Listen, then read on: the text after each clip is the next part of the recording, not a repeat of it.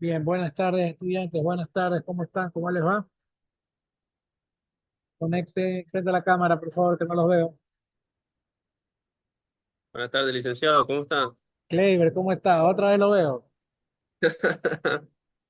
¿Lo vi Aquí ayer estamos. en lenguaje o lo vi en democracia? Esta es Eh, democracia, pues. el lenguaje, el Ah, ya. lenguaje. Pero fue el Ah, lunes, fue lunes. No, es que ya. fue el lunes. Ah, sí, pues Muchas ya. clases, muchas clases. Sí, oiga. No, no, no, más el estrés. El estrés porque no hay Ah, electricidad todo el día sin. Oiga, el lunes pasé todo el día en el centro pues sí. comercial ese que les di la clase. Ya, todo el día pasé ahí. El martes, bueno, yo tengo los martes tengo libre y me dediqué a hacer labores, llevar a mi tío a Solca, de ahí llevé a la otra clínica que le hacen el otro terapia a mi tío. Fui un rato a la facultad a hacer un par de cosas. De ahí, o sea, hice muchas cosas personales que me tienen estresado, pero que poco a poco, gracias a Dios, se están terminando. Y hoy día, pues, el Ya. estrés de que no hay electricidad y también he tenido que venir acá a otro mall. Imagínense, uno acostumbrado a ver televisión, a acostarse, ¿no? Tranquilo, a las 2:30, 1 de la mañana, ¿no? Ya a las 12 no tengo luz. Yo ayer recién me acosté a las 11 y vi algo como 20 minutos, media hora de Netflix. Que para colmo Netflix me había sacado, tuve que volver a ingresar la clave, porque ya no veía Netflix desde hace. Otra vez. Yo tengo Netflix, tengo. No, pero yo he tenido la suerte de que justamente el corte de luz me lo hacen a las 11 de la mañana y me llega exactamente a las 3 a la hora a la que me Se conecta. Ah, qué bien, ¿ah? veo clase con usted. Bueno, Que hemos tenido. Sí, creo que legalmente, de todas las clases que nosotros hemos tenido, o sea, ajá, legalmente dígame. en mi casa se va la luz a la 1, perdón, se va a las 8 de la mañana, regresa a las 12 o a la 1, dependiendo, ayer regresó a la 1, hoy día regresó a las 12 y se va a las 4. O sea, técnicamente ahorita podría estar en mi casa, pero ya son 3:30, o sea, media hora más de clase, hasta las 4. Entonces dije, no, mejor vengo al centro comercial y aquí le doy la clase. Entonces, por eso estoy aquí, para que estemos hasta las 5 por lo menos para algo avanzar. Ahora hay un problemita que es crítico, ¿no? Estoy a punto que se me cargue la lacta, así que vamos rápido. Vamos rápido, vamos. Después conversamos. Yo sé que hay muchas cosas de conversar. Por cierto, el examen es presencial, pese a que estamos en virtual, ¿no? Hasta las 5 de la tarde, o sea, de 3 a 5 si queda, tienen que ir a la facultad a dar el examen. ¿Qué es lo que pienso hacer? El mismo examen de virtual lo voy a imprimir y lo voy a hacer que ahí, porque son verdadero y falso completo. Lo voy a hacer que ustedes, el problema es que son 40 preguntas y tienen que contestar ahí, ¿no? Vamos a ver, déjenme elaborarlo, lo voy a tener que elaborar porque ahorita ya estaba hecho en virtualidad, pero la disposición es que todos los virtuales o presenciales lo hagamos presencial el examen. Solamente los de la noche tienen opción a tomar examen virtual. Entonces, ya, esa es la disposición, hay que obedecer. Por acaso Yo en creo estos que días. sería lo mejor, sí, sería lo mejor, porque ahorita con este problema de la electricidad es lo mejor. Mire, yo no me complico. Yo el año pasado algo hubo así también de falta de energía por cuando llegó Novoa. Yo lo que hacía era simplemente le ponía el examen un día completo. Podían hacerlo hoy día Lo mejor. a las 3 de la tarde hasta mañana 3 de la tarde. Obviamente duraba 1 hora. En el momento que lo abrías, tenías que terminarlo en 1 hora y ya está. Pero si tú tenías luz o electricidad, perdón, en la noche, lo hacías ahí, en 1 horita. Si tenías en la mañana, lo hacías en la mañana. O sea, le daba 1 hora. O sea, la única diferencia es que era asincrónica. Significa que no estamos conectados para yo vigilarlo, apriétame la cámara, esa cosa. Realmente mucho en la virtualidad a distancia siempre se ha hecho así. Yo he estado en cursos virtuales donde el examen es asincrónico. En el momento que uno quiera, uno pueda, se mete, ingresa y responde. Y no hay tiempo para andar chateando, buscando en Google. La verdad que no hay tiempo, porque son hasta complicados los exámenes virtuales. Pero bueno, la disposición es esa y vamos a acatarla. Entonces la próxima semana ya les voy haciendo el examen para que sea presencial el día que toca, pues no después del 25. Bien, vamos rapidito. Uno de ustedes que exponga, no queda más porque solo estamos 5 estudiantes. Arranquemos con el tema de hoy.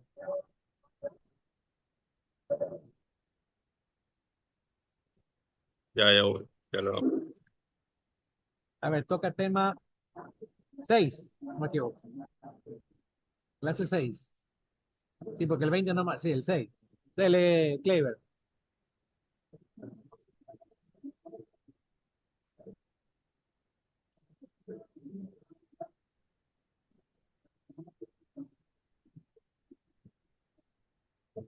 Ah, ese es el 5. Ah, no, sí, el 6, en Ecuador, correcto. En Ecuador, dele. Que tengo unos videos increíbles, les va a encantar. Dele, dele. Rapidito.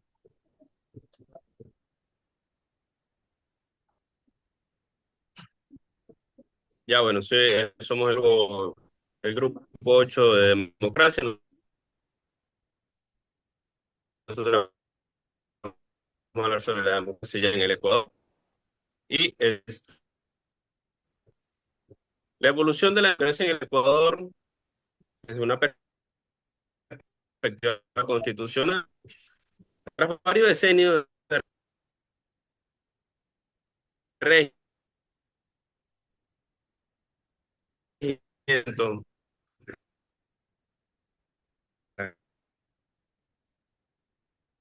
grandes propiedades rurales y en fin, más aún desde que este país se ha convertido en productor de petróleo en 1972, miren,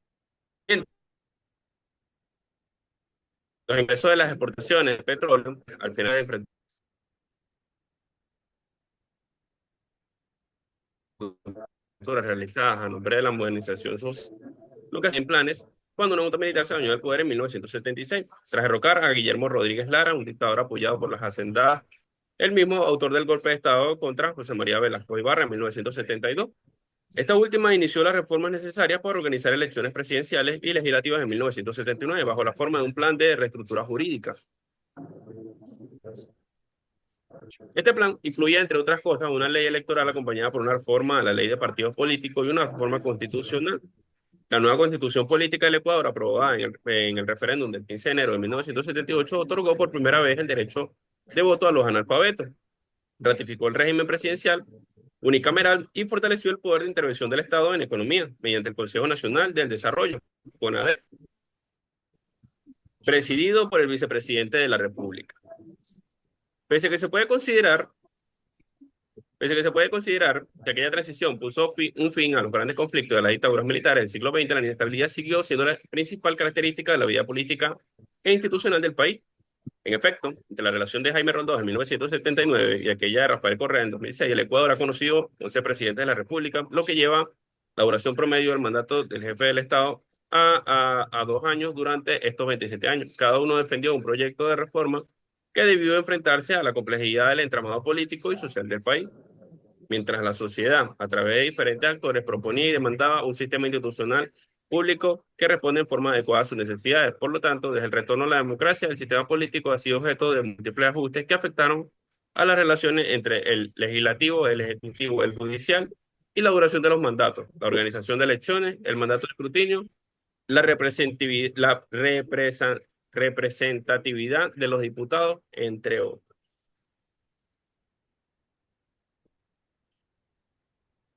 Formas de comprensión de la democracia. Cuando hablamos de la forma de comprensión de la democracia, estamos haciendo referencia a la interpretación que le dieron a este sistema los romanos, los griegos y las formas en las cuales se presenta lo que es la democracia actualmente. La democracia actualmente es considerada como una forma de gobierno justa y conveniente para vivir en armonía, ya que en una democracia ideal la participación de la ciudadanía es el factor que materializa los cambios, lo que es necesario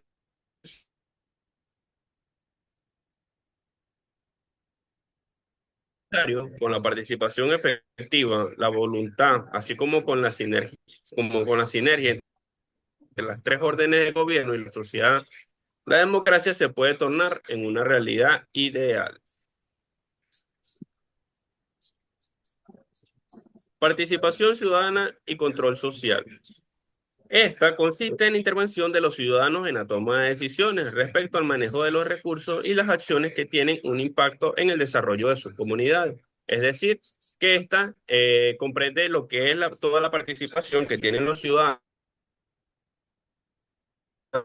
con respecto a lo que son temas políticos, temas de participación ciudadana y control que promueve e incentiva el ejercicio de los derechos relativos a la participación ciudadana y control social, fomentando la transparencia y la ética, previene e investiga actos que generen corrupción y afecta la participación o al interés público, y designa a las autoridades que le corresponden de acuerdo con la Constitución y ley para el bienestar de la sociedad civil, promoviendo la prevención y lucha contra la corrupción. Gracias por su atención. Yo quisiera exponer lo siguiente, que a mí me suena la luz. Dele, dele, dele.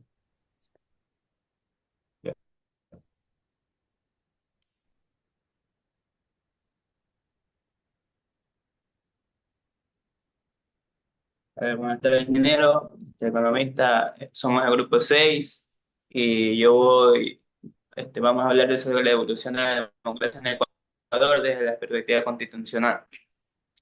La democracia en Ecuador ha evolucionado a través de las diferentes constituciones que ha tenido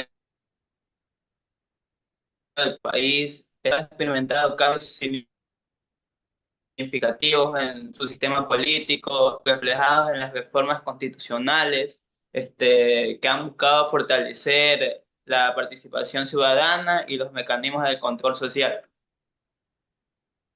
Los antecedentes históricos de la democracia en Ecuador, el primero está el retorno a la democracia, que fue en 1979, que después de años de dictaduras, Ecuador vuelve a la democracia por la promulgación de una constitución, y en segundo es las reformas constitucionales, que fue en 1998 y 2008, que aquí se realizaban cambios a la constitución para ampliar los derechos y la participación ciudadana.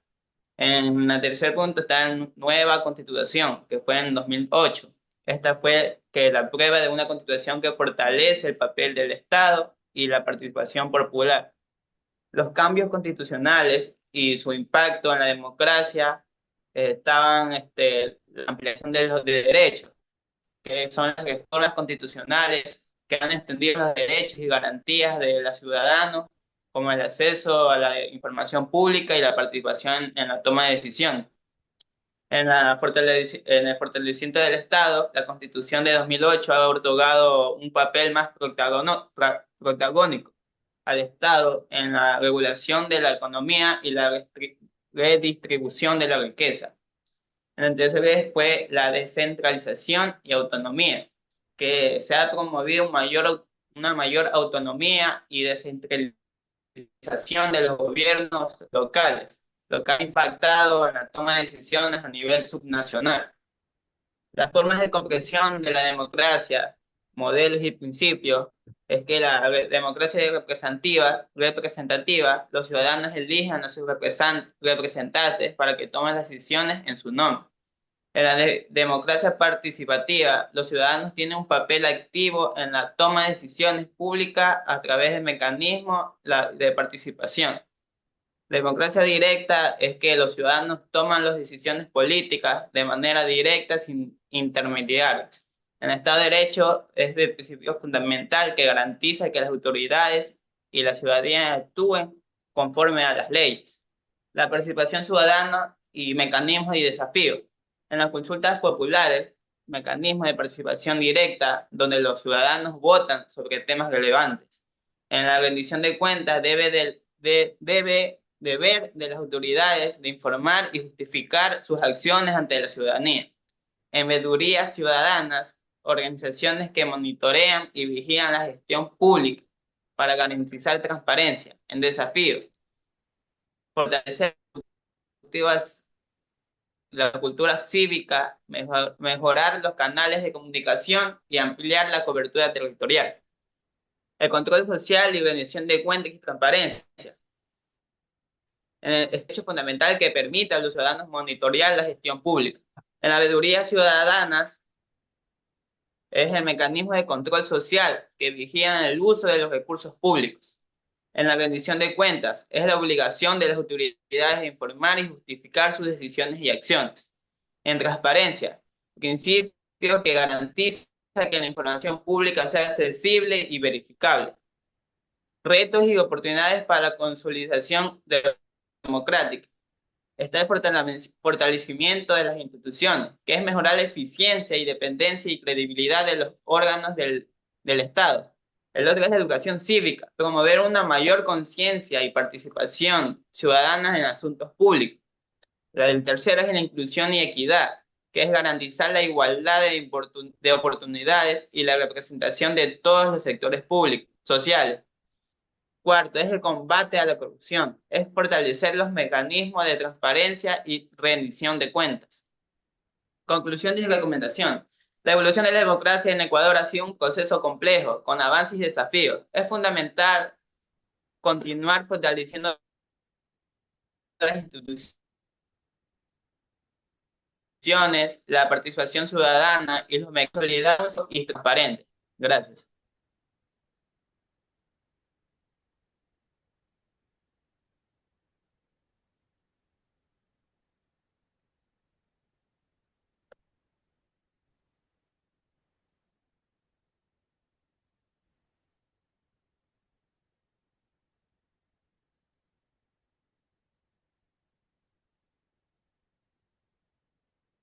Bien, listo, niños. A ver, está ingresando más gente, chévere. Bienvenida, Mariela. A ver, niña, entonces, eh, esa es la democracia, ¿no? Inicialmente se dice que es el poder del pueblo. La democracia en el Ecuador es el poder del pueblo. ¿Es verdad? ¿Es real eso ahí? Nosotros hemos tenido mucha inestabilidad a nivel de toda su historia, no solamente a nivel, a nivel de los años 90, que es lo más cercano que tenemos. También hubo bastante inestabilidad en los años eh, de 1900, al inicio de nuestra, del siglo XX, ¿no? Déjenme poner la democracia en Ecuador en el siglo XX. Profesor, una consulta, profesor. Díganme. Yo estuve leyendo acerca de eso, sobre... ¿Es verdad que el Ecuador estuvo en una dictadura en el 1976, por allí?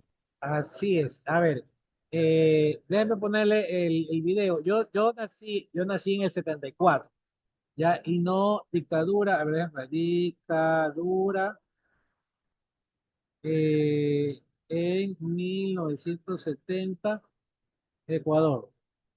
Algunos países de Sudamérica estuvimos en dictadura. A ver, dictadura latinoamericana, déjenme ver, dictadura, acá está. Dictador Pérez Rodríguez Lara. Historia reciente de dictaduras. Aquí hay una dictadura, vamos a ver. Aquí van a ver ustedes y voy a ver yo, tampoco es que yo me las sé todas. Ya, pero miren, solamente para irles adelantando. Eh, Velázquez Ibarra, que estuvo 5 veces presidente, en 2 de las 5 se declaró dictador. La última fue en 1970, y luego, porque hay dictaduras privadas, dictaduras de derecha, dictaduras no solamente son militares. Luego fue derrocado por los militares, hubo un triunvirato, uno por las Fuerzas Armadas, un presidente por la FAE y un presidente por el Ejército. Y luego se eligió al general Rodríguez Lara, que también ejerció dictadura, del año 70 al 78, en que ya regresamos a la democracia, con Rodolfo Aguilera. Pero veamos un poco de historia. No me crean a mí porque yo estaba también muy pequeño en eso. Vamos a ver, de hecho creo que Rodríguez Lara fue el primero y después fue el triunvirato, pero vamos a ver ahorita lo que dice la historia. Espérense que no le puse con audio, ese es mi problema, que me olvido. A ver, caramba, aquí. Audio, listo, ahí va. A ver, veamos.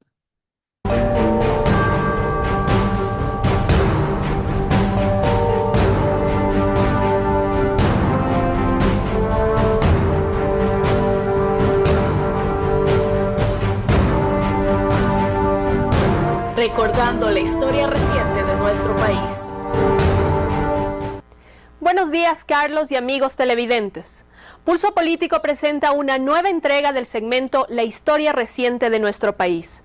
Un espacio destinado a aportar a la reflexión de nuestro pasado como nación, un punto de partida para el debate y análisis del legado que nos permita transformar nuestro presente. En el siglo XX, el Ecuador vivió 5 intervenciones militares. La primera en julio de 1925, conocida como la Revolución Juliana. La segunda se dio entre 1937 y 1938. La tercera ocurrió cuando fue derrocado Carlos Julio Arosemena Monroy el 11 de julio de 1963. Tomó el poder una junta militar integrada por personajes contrarios a la Revolución cubana en materia internacional. Muchos de ustedes recordarán a Ramón Castro Gijón, Marcos Gándara Enríquez, Luis Cabrera Sevilla y Guillermo Freire Pozo. Este gobierno fue duramente criticado por su autoritarismo y la represión ejercida. Mientras tanto, los agentes de la CIA aseguraban el futuro de esta junta. Estarán en el poder el tiempo necesario para terminar con la ola de terrorismo y subversión, y por el tiempo que demore resolver los problemas más urgentes del país. Esto lo harán no solo a través del desarrollo, sino también con una distribución del ingreso. Las principales reformas son la agraria, de impuestos y de administración pública. En este periodo se fortalecieron los lazos con Estados Unidos, a través de la suscripción de varios convenios, como aquel que permitió la pesca por parte de buques americanos dentro de las 200 millas de soberanía marítima del Ecuador. Frente a esto iniciaron las protestas de la ciudadanía, a pesar de que la Junta había prohibido este derecho ciudadano. Tras el retiro forzado de la Junta Militar el 29 de marzo de 1996, Telmo Vargas, general del ejército ecuatoriano, asumió el poder y dirigió el país por 36 horas. Vargas transfirió el poder interino a Clemente Yerovi, quien gobernó durante un par de meses, y el 16 de noviembre de 1966 cedió su cargo a una asamblea para que eligiera a su sucesor. Quien fue elegido como primer mandatario fue Otto Arosemena, un personaje particular en la historia del Ecuador, con una amplia participación en la vida política del país. De acuerdo con lo establecido en la ley, Otto Arosemena terminó su mandato. Había convocado a elecciones presidenciales, en las que triunfó por quinta y última vez el doctor José María Velasco Ibarra, quien en este periodo se declaró dictador, subió el costo de la vida y se cancelaron obras iniciadas en los gobiernos que le precedieron. El país estaba a las puertas de unos comicios generales y las Fuerzas Armadas aprovecharon la coyuntura para derrocarlo en un golpe de Estado. Además, estas necesitaban impedir que Asad Bucaram del CFP participara y ganara en las elecciones de 1972. Es así que el 15 de febrero de este año, Ecuador vivió la cuarta intervención militar. Guillermo Rodríguez Lara, comandante general del ejército, asumió el poder con un gobierno que se autodenominó nacionalista y revolucionario. Bombita Lara, como se le conocía, destinó las regalías petroleras a la construcción de obras públicas y ejerció el poder asesorado por un consejo de gobierno integrado por militares de las 3 ramas de las Fuerzas Armadas. Gobernó con mano de hierro. En 1973 estalló una ola de protestas estudiantiles en Guayaquil. ¿Cómo olvidar a Rosita Paredes Jumbo, que militaba en el Partido Comunista Marxista-Leninista, mientras participaba en una movilización del magisterio guayaquileño? Fue asesinada. Para el 11 de enero de 1976 se produjo una quinta intervención militar y Rodríguez Lara fue presionado para que renunciara a su cargo. Fue sucedido por el Consejo Supremo de Gobierno, un triunvirato militar que recortó aún más los derechos de los trabajadores a través de una serie de decretos antiobreros. El restablecimiento del sistema constitucional por la vía de la voluntad auténtica del pueblo es incontrastable e irreversible. Recordemos la terrible masacre del ingenio azucarero Astra, ordenada por el ministro de Gobierno general Bolívar Jarrín Cagüeñas el 18 de octubre de 1977, donde se produjo la muerte y desaparición de un centenar de trabajadores en el tenebroso canal de riego del ingenio. Este triunvirato ejerció el poder durante 3 años. Según cables de Wikileaks, un informe que data del 19 de julio de 1976 afirma que Estados Unidos consideraba que solo la oligarquía y las Fuerzas Armadas del Ecuador podían ejercer un poder decisivo, mientras los otros contendientes tienen poder para interrumpir, influenciar y tal vez derribar un gobierno, pero son incapaces de formar o sostener un gobierno que esté opuesto a las Fuerzas Armadas o a la oligarquía. Prácticamente 2 décadas en las que se instauró en el país una era de gobiernos militares, dictaduras que gozaron de un periodo de riqueza petrolera y que registraron varias intervenciones nefastas e implementaron acciones de represión y sanciones. sobre todo encaminadas a los grupos de izquierda, a medios de comunicación críticos y a opositores que no congeniaban con sus propósitos. Los principales procesos económicos, políticos, sociales y culturales de nuestro país. Diferentes épocas que le permitirán a usted, amigo y amiga televidente, acercarse a los diferentes momentos que han sido claves en el desarrollo del Ecuador. Esto les ofrecemos en el segmento La historia reciente de nuestro país.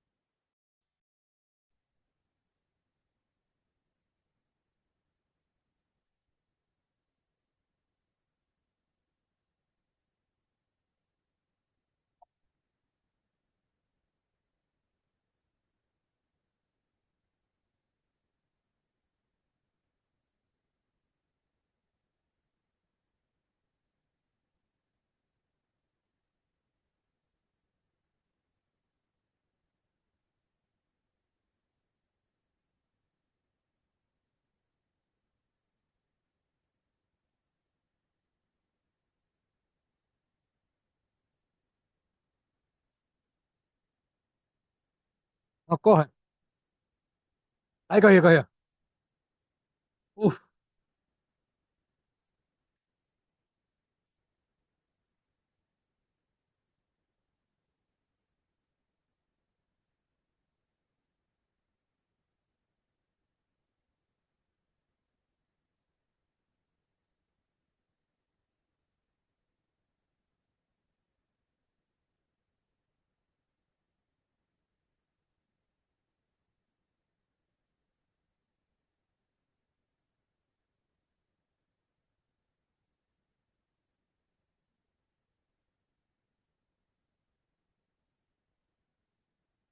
Ha tenido el suficiente patriotismo para forjar una verdadera democracia, pero los hechos fueron...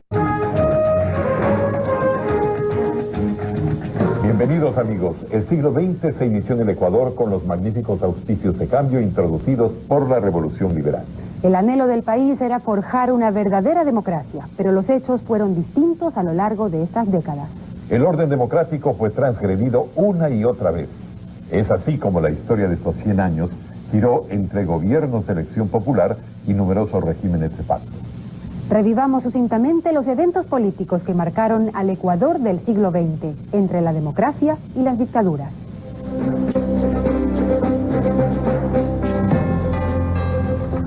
A inicios de siglo, la Revolución Liberal pone en vigencia los derechos civiles y sociales y emprende un programa de integración económica. El Estado laico toma forma y la doctrina neoliberal penetra en todos los estratos. Lastimosamente sobreviene una crisis económica profunda, cae la exportación cacaotera y la moneda se devalúa sucesivamente.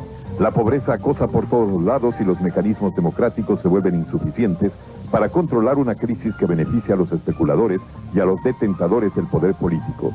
Surge entonces la dictadura militar con la Revolución Juliana de 1925. Los militares julianos detienen así los abusos de lo que llamaron la plutocracia de banqueros y comerciantes, hasta que en 1926 es Isidro Ayora quien, tras asumir el poder, fortifica la modernización del aparato estatal. ¿Son las dictaduras necesarias para las transformaciones políticas y económicas? Al presidente Ayora le suceden varios interinazgos, pero sus reformas quedan. El nivel de organización estatal alcanzado le permite al país cierta estabilidad. Surge entonces el populismo arrasador de José María Velasco Ibarra, quien asume el poder en 1933. Pero cae poco después en su primer intento dictatorial, y el arbitraje militar se impone nuevamente. En las dictaduras de Federico Páez y Alberto Enríquez Gallo se promulgan varias reformas consideradas de izquierda, como el Código del Trabajo, la Ley de Cooperativas y la Ley de Comunas, mientras se consagran derechos para las clases populares. Muchas veces se había venido debatiendo sobre leyes en décadas anteriores y no se llegaba, por la falta de consenso dentro de los congresos, a que esas leyes fueran aprobadas. Las dictaduras fueron más expeditas. Pero un factor externo, la invasión peruana de 1941, marca una nueva etapa de inestabilidad. Ecuador pierde la mitad de territorio que había reclamado históricamente, lo que debilita al presidente Carlos Alberto Arroyo del Río, y el pueblo derroca al gobierno en la jornada que se llamó La Gloriosa del 28 de mayo de 1944. Velasco Ibarra recibe el poder, pero cuando el país esperaba cambios de corte socialista, Velasco da un autogolpe propiciado por su ministro de gobierno, Carlos Guevara Moreno, y anula la Constitución reformista de 1945. Poco después cae derrocado por su ministro de Defensa.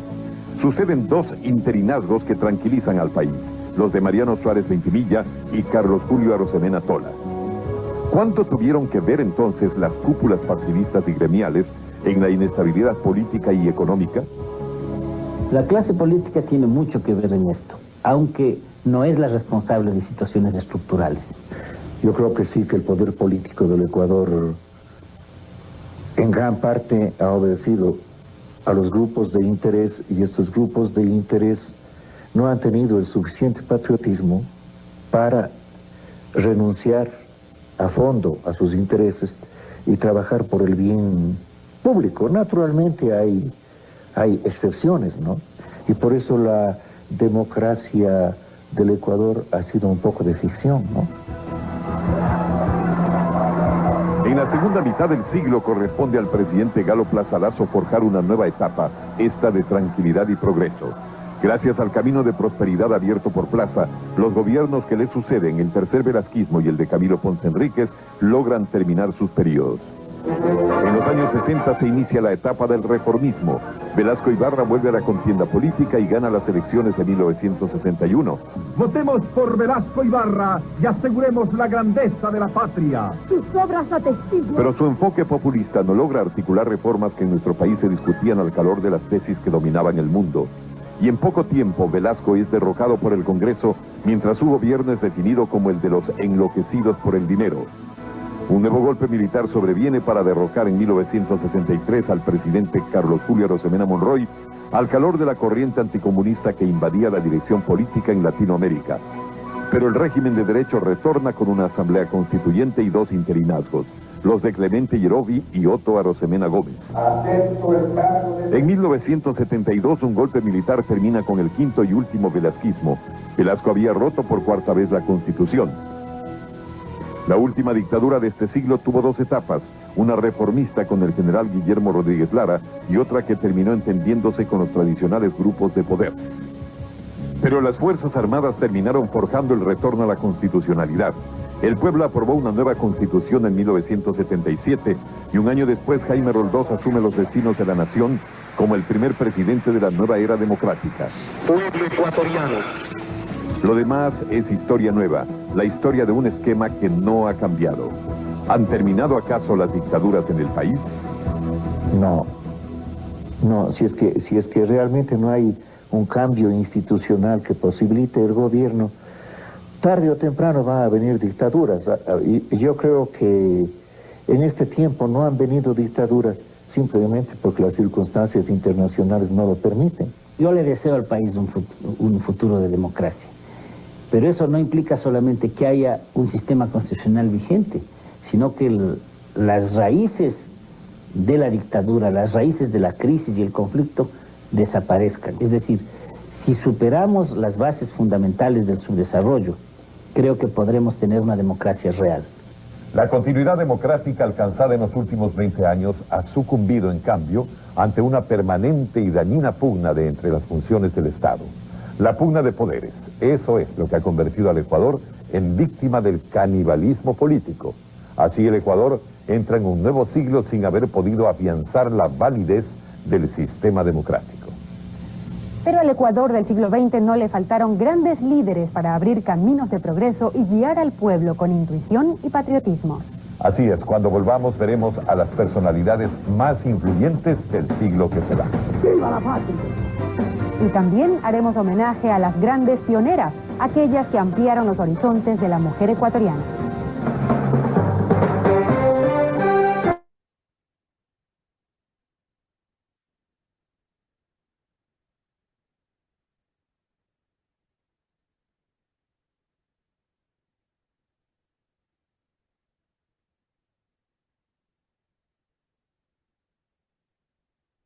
Bien, bueno, hasta ahí. Coméntenme.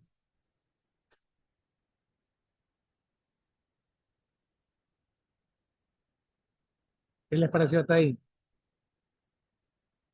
Wow, profesor, no, la verdad que impresionado. Yo, y eso que yo no soy de acá del Ecuador, pero la verdad que es bien interesante ver cómo me imagino cómo se habrán sentido todas estas personas cuando hicieron ese cambio, esa transición con Jaime Roldós. Me imagino, eso tuvo que haber sido bastante fuerte, algo que, wow, la verdad que muy interesante. Bueno, la verdad es que yo estaba muy pequeño. Yo, según me di cuenta mi madre, ella fue compañera de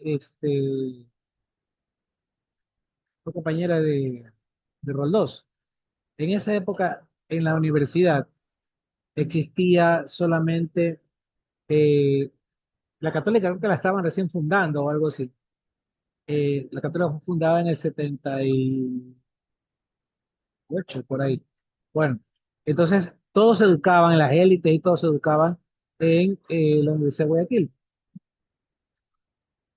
Entonces, ella fue compañera de Roldós, de Marta Bucarán fue compañera del Colegio Guayaquil, de Roldós en la universidad, no más abogada, Roldós es abogado, fuera abogado. Fue compañera de Álvaro Novoa.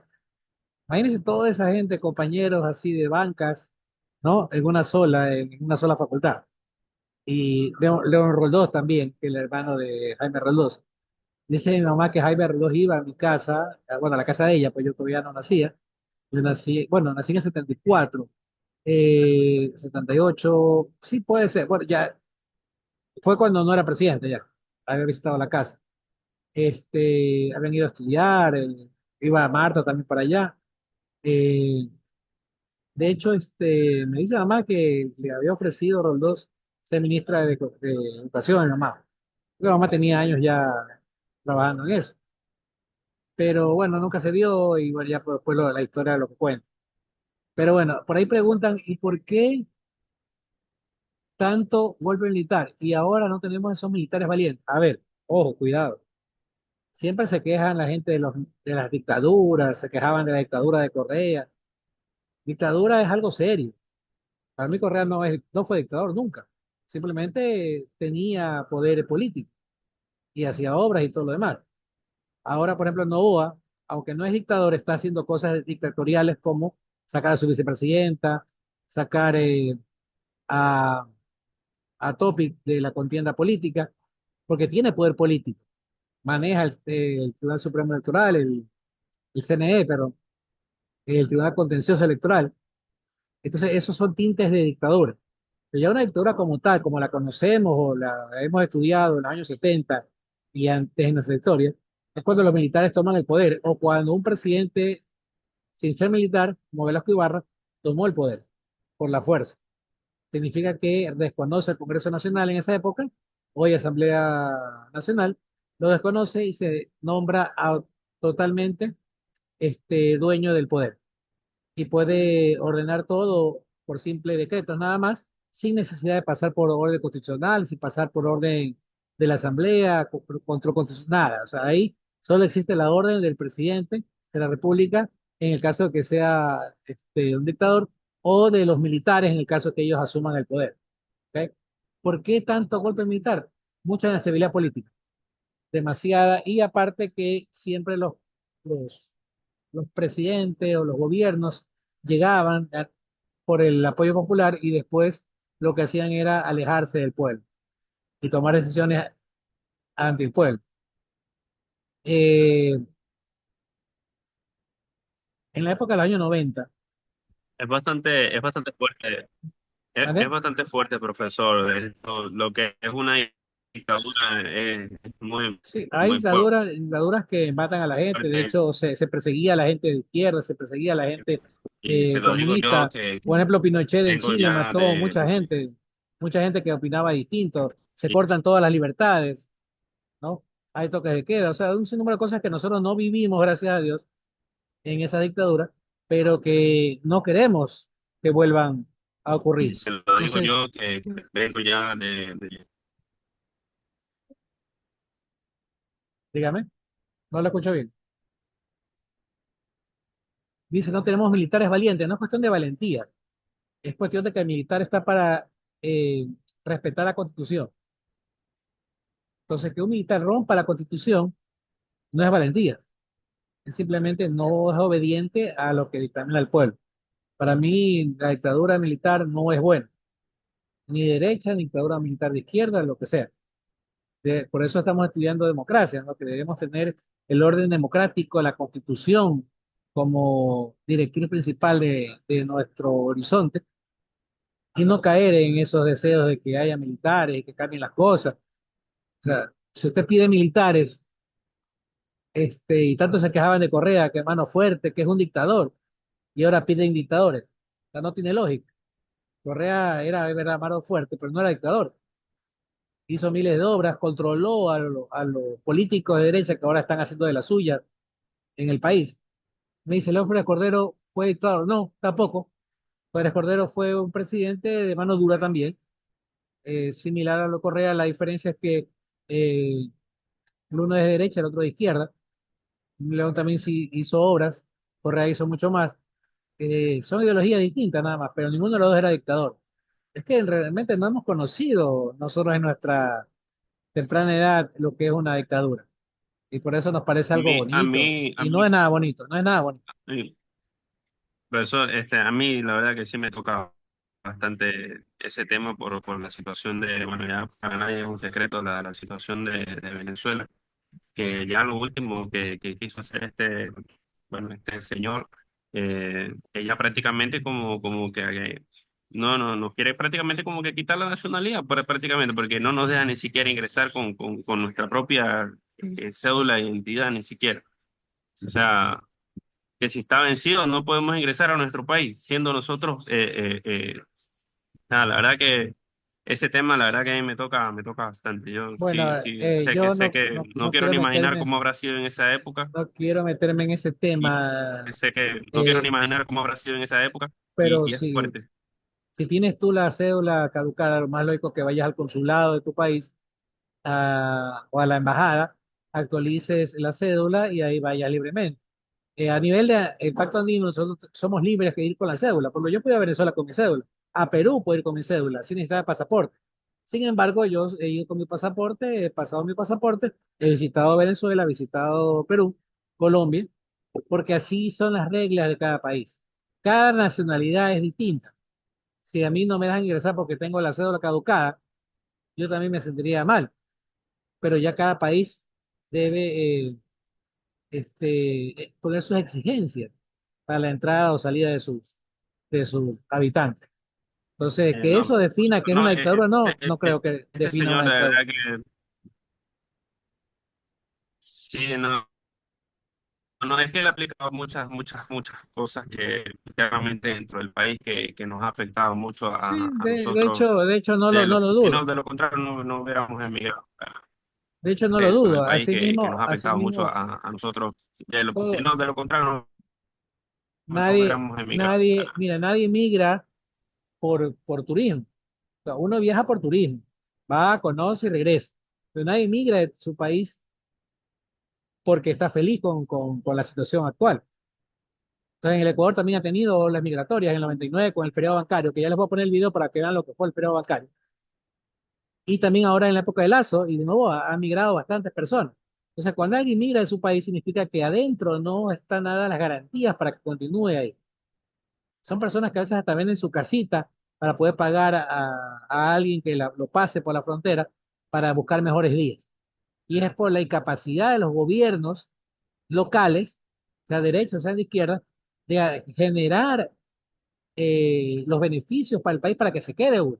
Porque si uno tiene todo aquí, uno se queda. Por ejemplo, ¿por qué nosotros no migramos, los profesores o los que nos hemos quedado aquí? Pero tenemos nuestro trabajo, gracias a Dios, por ahí podemos comprar ciertas cositas, pero las personas que no tienen trabajo, imagínense, pónganse en esa situación y que tienen un problema económico, que lo hay en Venezuela, lo hay en Perú, lo hay en Colombia, lo hay en Ecuador. El problema económico es la falta de trabajo. Pero yo considero que son las malas políticas aplicadas por los gobiernos, pero también es la sobreexplotación de las transnacionales a los recursos naturales. Por ejemplo, ahora no hay obras. Cuando alguien hace una obra, genera trabajo. Si usted hace una escuela, el gobierno hace una escuela, el gobierno para hacer la escuela, ¿qué va a comprar? Va a comprar un terreno primero. Segundo, y si ya tiene un terreno que es del Estado, pues simplemente lo va a adecuar. Al construir la escuela va a usar arena, piedra, hierro, cemento. Los que venden arena, piedra, hierro, cemento van a vender más. Luego que esté la instalación, a poner los accesorios. Infocus va a poner pizarras, va a poner bancas, ¿no? Va a contratar a un conserje, va a contratar a una supervisora, profesores, secretarias. Hay un efecto multiplicador de la inversión. Entonces, cuando se sube un gobierno de derecha que no quiere gastar, que dice que no al gasto público,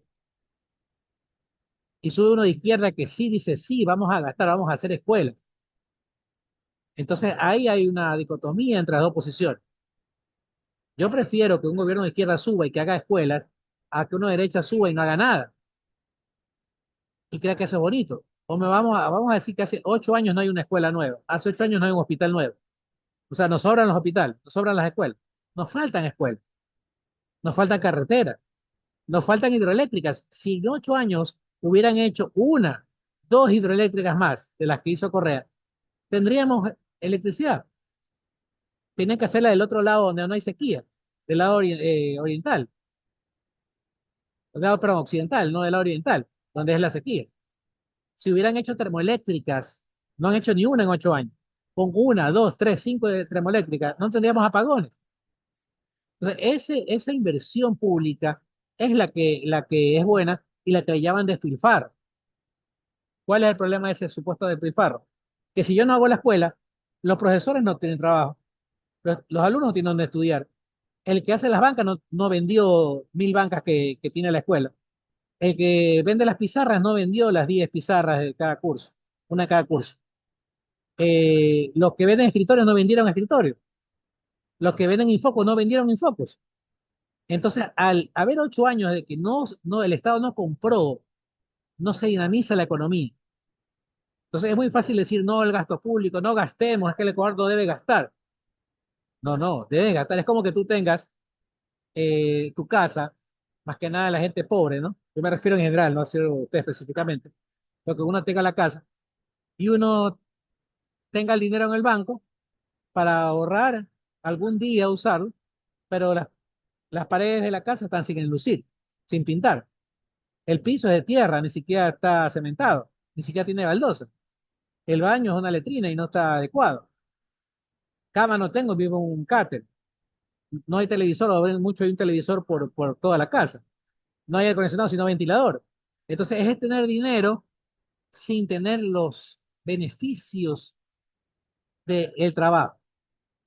Entonces, si tenemos dinero, como dice Novoa, que tenemos 8.000 millones en reserva internacional, pero no hay medicinas hospitales, no hay medicina, no hay hospitales nuevos, no hay escuelas nuevas, no hay carreteras en buen estado, no hay termoeléctricas que eviten el problema del apagón ahorita. Entonces, eso es lo que siempre he pensado.